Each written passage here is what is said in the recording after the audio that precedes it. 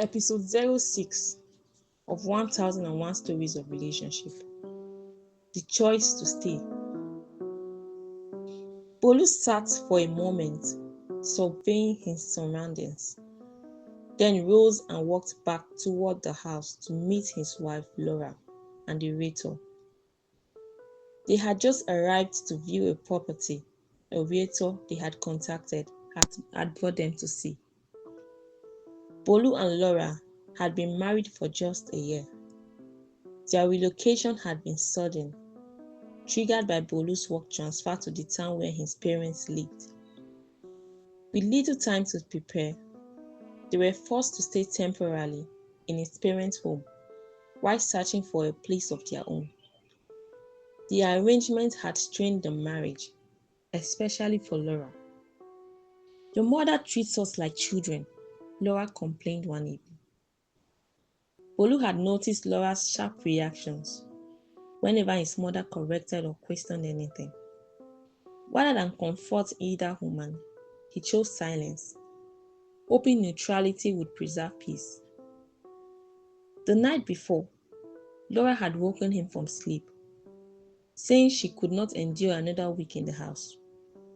Bolu's friend, a realtor, was expected back soon, but Laura was tired of waiting. So Bolu agreed to find another realtor by morning. The next day, on their way to the appointment, the issue resurfaced.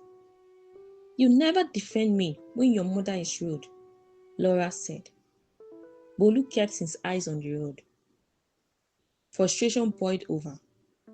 Laura reached for the steering wheel, accusing him of indifference. Bolu jerked the car back into line and snapped. And the tension they had both been carrying spilled all at once. "I'm surprised you see my mother as your enemy," Bolu said. "She's the reason I married you. Without her, I wouldn't have." Laura laughed bitterly. "You think that's something to be proud of? You're lucky I agreed to marry you at all." Before the argument could go further, Laura's phone rang. It was the realtor. She straightened her voice, gave directions, and asked Bolu to park nearby. He did. Laura continued muttering under her breath. When the realtor arrived, a middle-aged woman with a calm, reassuring presence, she confirmed their identities and drove ahead of them, guiding the couple to the house. Once there, she stepped out and invited them inside. Laura entered immediately. Bolu lingered outside, sitting on a low concrete block near the entrance, gathering himself. After a moment, he went in. Inside, he spotted Laura emerging from a bedroom with the realtor's arm around her shoulders. Laura's face was wet with tears. The realtor met Bolu's gaze.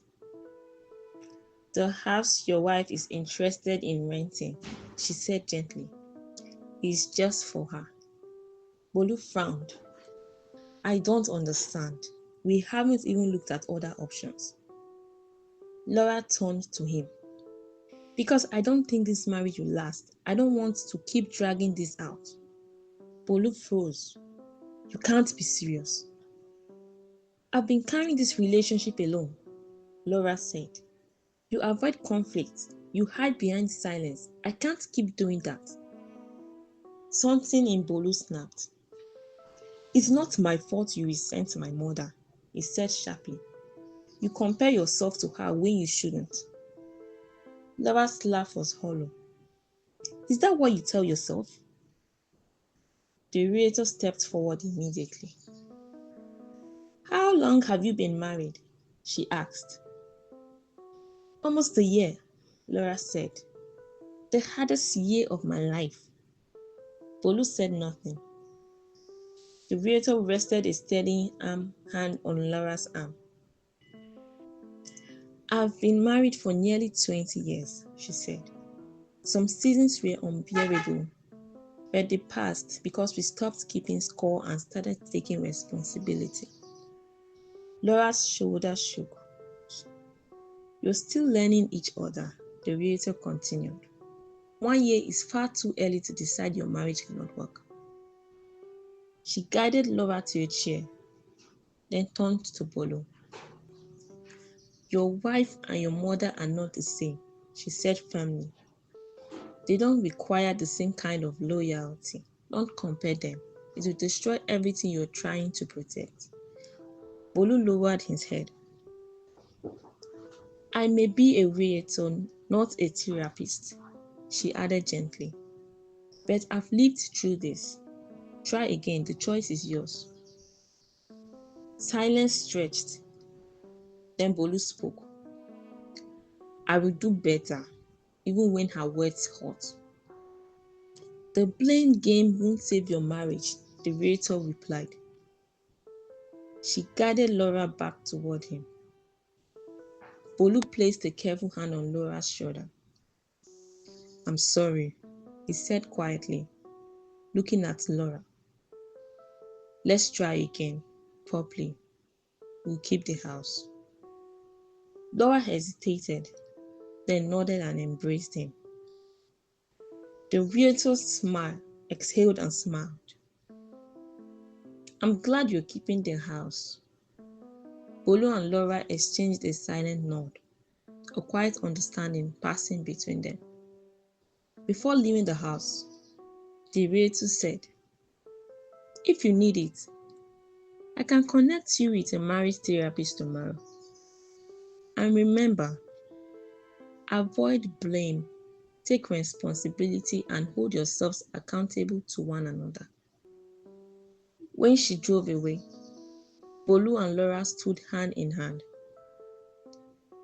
I can't change my mother, Bolu said gently, but I choose you.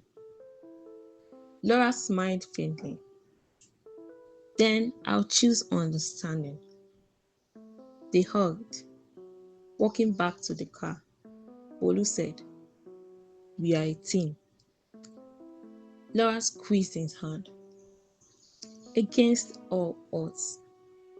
That day, Bolu and Laura learned from the realtor the importance of understanding, accountability, and responsibility toward each other.